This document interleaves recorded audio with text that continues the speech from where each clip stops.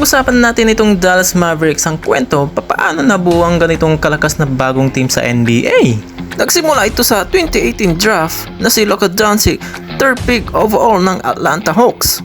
Bago pa ito magsimula maglaro sa NBA, nagkaroon na sila ng trade deal na si Trae Young, fifth pick overall ng Dallas Mavericks. At si Luka Doncic na rin ang naging player franchise para sa Dallas. Talagang makikita natin na siya na rin ang bumubuhat para dito sa team ng Dallas. Simula nakuha nila si Kyrie Irving mula sa Brooklyn Nets. Kapalit nito na sila Spencer Dinwiddie at Dorian Finney-Smith. Kung naalala nyo, nakarang season ay hindi nakapasok ang Dallas Mavericks team sa NBA playoffs. Nasa pang 11 seed sila at hindi rin ito nakapasok sa play-in. Bumagsak ito sa standing at meron silang standing record na 38 wins, 44 loss. Nagkasunod-sunod ng talo nila sa season pa lamang. Maraming mag-aakalang makakapasok pa rin sila sa playoff. Pero nanindigan pa rin ang Dallas Mavericks management dito kay Kyrie Irving para sa season 2023-2024. Nung bago matapos ang deadline trade noong February 2024, ang Dallas Mavericks ay pang 8 seed dito sa Western Conference, may record na 29 wins, 23 loss. Talagang kailangan mag-isip ng management team kung paano mababago ang galitong standing. Pero ito ang hindi inaasahang naging game changer.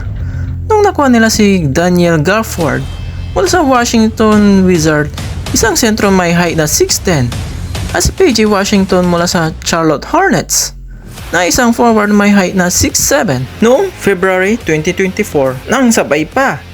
At kasama pa nila sa game changer si Derek Lively dito.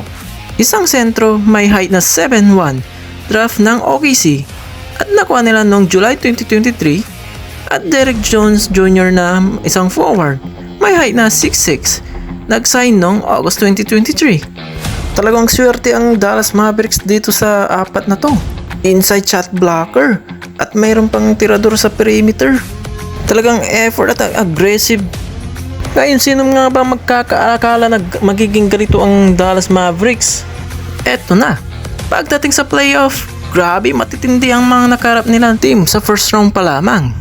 Lalo na ang mga isang idol mo nandito sa team na to. Yan ang Clippers.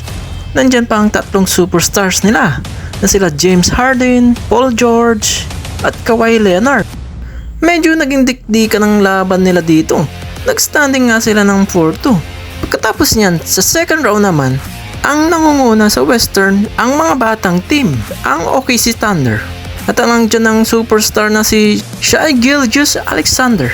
Muntik nang mauwi sa Game 7 itong series na to. Nauwi din sa 4-2 ang labanan nila.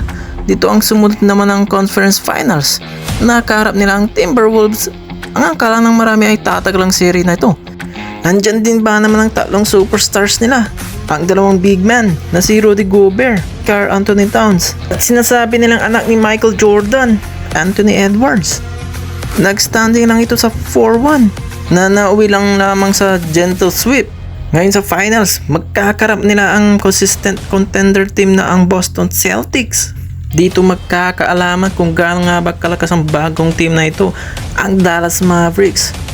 Mabibigyan ba nila ang challenge ang Boston? Or tatambakan ba nila sa 4-0 sweep?